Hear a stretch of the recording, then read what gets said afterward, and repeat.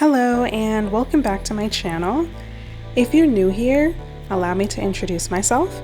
I'm a 30-something-year-old Black woman who doesn't work anymore because this is the life that I wanted to have. And I did this without being a millionaire, without winning the lottery, and without even having six-figure savings. And the point of this channel is that I want to use it to inspire you to live your life, however you want to live it, just like I have. And I'm hoping this video will help you more with the how part of that. So in my previous video, I talked money, right? In order to live the life you want, it's going to take some amount of money. So I talked about my saving and budgeting method that I still use now, which helps me to keep on track and live the life that I want. And in case you missed it, don't worry, I have linked it in the description below. Now, what I didn't talk about in that video is how I figured out how much I needed to live the life that I want. And I think this is important to talk about because, you may think you need a certain amount to live the life you want, but do you really? Like, my goal was to not work anymore, right? And initially, I thought that to retire early, I'd probably need at least $1 million. But after looking things over, I realized that I really don't need $1 million. Like, I could do with significantly less. Now, how did I figure that out? First, I honed in on what I wanted. So I talk about this more in previous videos, which I've linked below, but essentially, I honed in on the fact that I don't want to work anymore, and I want to do that sooner rather than later. And in order to do that, there would be some trade-offs. The biggest one being that I could no longer live in Canada where I grew up and where my friends and family are. And I came to that conclusion because, well, Canada is expensive. And thinking about how much I would need to save to not work anymore was very depressing. Now, if I don't want to work anymore and still live in Canada at the same time, right? Yeah, I'd probably need $1 million at minimum. But if I were to live outside of Canada, I actually wouldn't need as much, right? Despite COVIDflation and greedflation, there are quite a few places across the world that still have significantly lower cost of living than Canada. So if I truly desire to not work anymore, if that's what I really wanted for my life, I'd need to move somewhere else. So I decided that I wanted to move somewhere else with lower cost of living. Now, as an aside, before I continue, I do want to mention that moving out of country is not the only option. It is a decent option if things are really, really expensive in your country, but I mentioned some other alternatives in my I Moved for Freedom video, which I linked below. Okay, so I talked about that I decided that I wanted to move away from Canada, right? I've talked about what I wanted to move away from to live my life. But how did I decide where to go to and how much that would cost? So there are a few ways you can do this. Full disclosure, I live in Jamaica right now and probably will for the foreseeable future. But I didn't only consider Jamaica for my move. Initially, I considered other places like Panama, Costa Rica, Ecuador, but how did I decide that? For me, certain things were very important, and these were the list of things that I considered in my new chosen country. So number one, language. How difficult do I think it would be to learn the local language if it's not English? And is there a decent sized English-speaking population in that place? Now, I love Spanish, right? So Spanish-speaking countries were a definite yes for me. Yeah, I need to learn to be fluent, but I would love to speak Spanish every day. So definitely Spanish-speaking countries were on my radar. Number two, weather. As Stephanie Perry puts it, I am team boycott winter. I have spent my whole life dealing with winter and I never really liked it. I want sunshine. I want access to the beach. I want to live somewhere where I have the opportunity to grow food naturally all year long. And I want to be somewhere where, if all else fails, I can go live in a bush and be okay and not die from freezing to death. And also, I hate having to rotate clothes. Like, half the year I have clothing that just sits there because it's too hot or too cold to wear.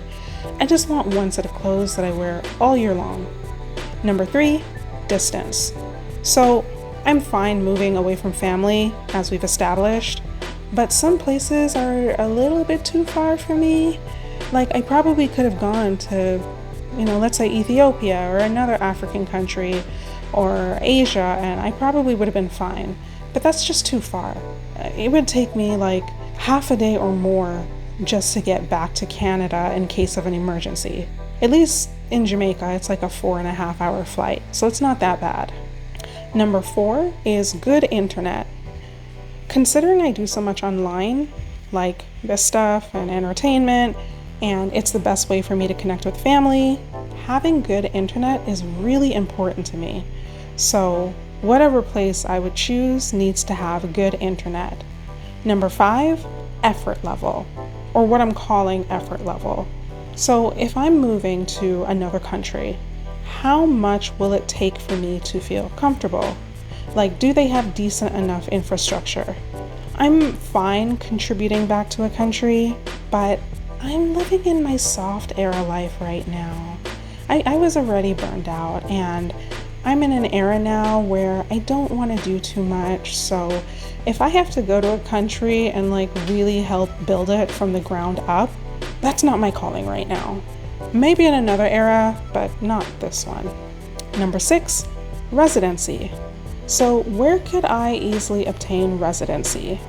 In order to live in another country long term, you actually don't need citizenship. What you need is residency. And you can get residency in other countries through various types of visas. Usually a country will have some sort of retirement visa or marriage residency visa, student study visa, or like a visa based on how much money you have in your account. Some countries even have digital nomad visas now, so they will allow you to work remotely in their country so long as you're not taking any jobs away from the locals. Number 7, the amount of Black people there. Like, will I stand out? So to any white people listening to this, yes, this is something that Black people have to think about when we travel, even if we're just going to another city. Like, we have to think about how many other Black people are there? How much am I gonna stand out? We have to think about that, racism and stuff. But anyway, Black people are everywhere, but in some places they are there less than others. So the places I mentioned do have quite a few Black people, especially Panama. And this was important to me because I didn't want to feel alone, right? I didn't want to stand out too much. I want to live like a quiet life and just blend in as much as possible. And number 8, and most importantly, lower cost of living. So I have a home in Canada completely paid off, and rather than sell the home, my husband and I decided to rent it out. So it was important for us to live somewhere where the amount for the rental could cover our cost of living. And even if we didn't have the rental, right, we just needed to go somewhere where it didn't take a minimum of $2,000 a month just to be alive.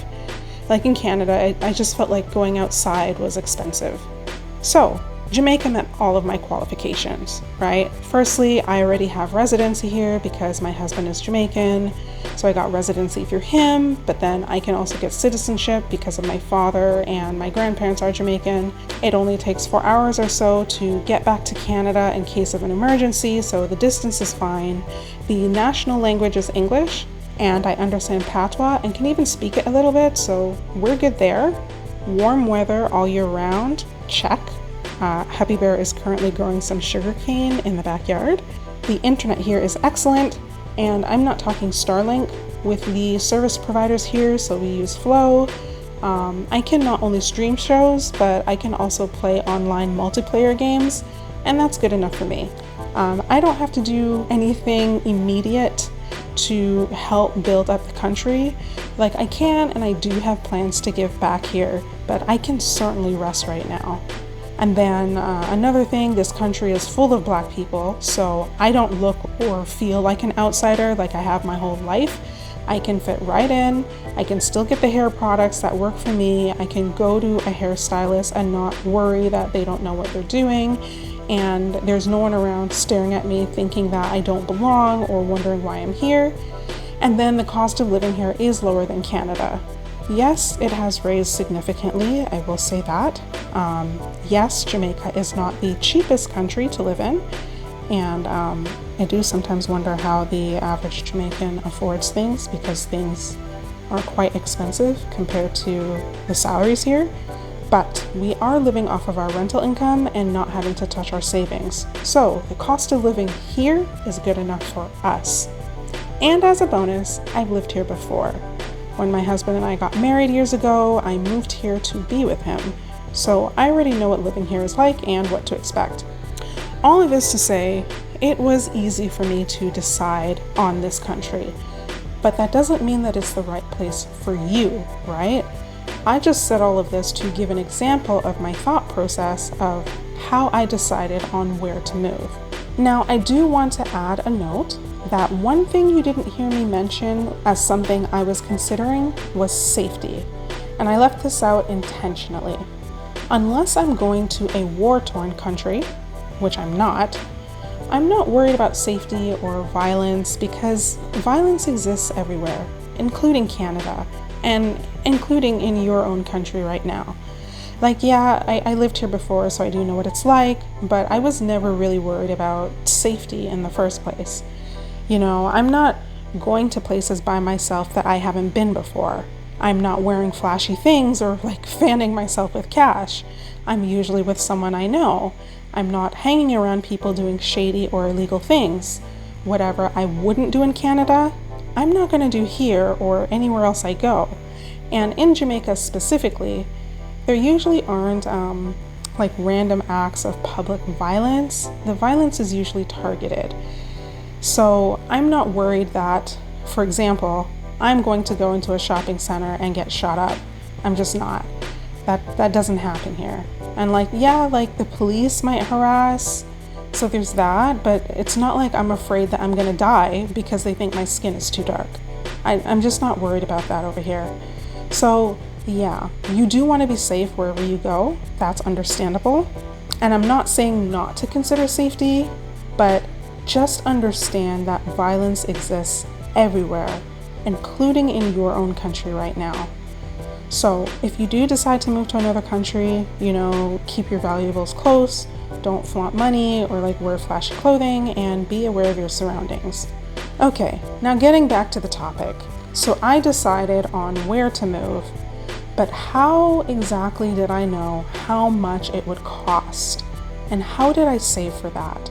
So because I've lived here before, I knew that based on the cost of living, it would be less than $2,000 a month to stay alive here, right? I mean, many people here don't even make that much, so they have to spend less because they don't have that much in the first place. But I didn't just go off of my head knowledge, right? Like, there are some other ways that I thought through how much it would cost me to live here. So I did about 4 things. Number 1, I use sites like theearthawaits.com and numbeo.com, which I've linked in the description. On these sites, people report how much it costs them to live in a specific country or a city. So I looked at various cities and parishes in Jamaica and how much it costs to live there. I also did the same thing for like Panama, Costa Rica, and Ecuador. Number 2, I watched YouTube videos. One of the great things about YouTube is that there are a lot of people who are sharing their experiences here. So I looked up videos where people talked about, you know, living in Jamaica or living in Panama or living in Costa Rica and how much that usually costs them. And more specifically, I'd look at like recently created videos about this because last year's price may not be this year's price, right? And I want to ensure that I'm getting the most updated information. Number 3, I joined online communities on Reddit and joined Facebook groups for expats in my countries of choice. And then from there, I got a much better idea of how much things cost. I could ask questions, and I could even start building community with others before I even got here. And number 4, I looked online at the type of rentals that were available. And I'm not talking like Airbnbs, I'm talking local rentals. I know that usually the best way to understand that type of information is when you are physically in the country and can check around. But since COVID happened, right, a lot of people started posting their rentals online. So I would look at those prices as well. Now, once I did these things, I had a much better idea of how much the average rents were and what the average monthly expenses were. And from there, I decided on how much I thought I needed to save to live in my new country. And in terms of money for moving expenses, the money that I got from selling everything, like the car, clothes, everything except for the house, all of that money was enough for my moving expenses. Now, in terms of saving, in my case, I was already planning to leave my job and take a break, so I was already in the process of saving. But after reviewing the average expenses, I decided to save an amount that would be equivalent to a couple years worth of expenses in my new country. So even if we didn't have the rental income, we could still not work and just like chill for 2 years. In my case, I will let you know that it is less than $20,000 Canadian per year to live. And yes, this amount is for both me and my husband. Less than that per year is what I need to live this life that I have right now. In other countries, this money could actually probably go further, and it could probably last longer. But again, I had plenty of reasons for choosing this one. Now, with all that in mind, as you have heard me talk about this, you now know that it took me significantly less than $1 million, which is what I thought I needed to live the life that I wanted and the life I have now. And it could potentially be the same for you.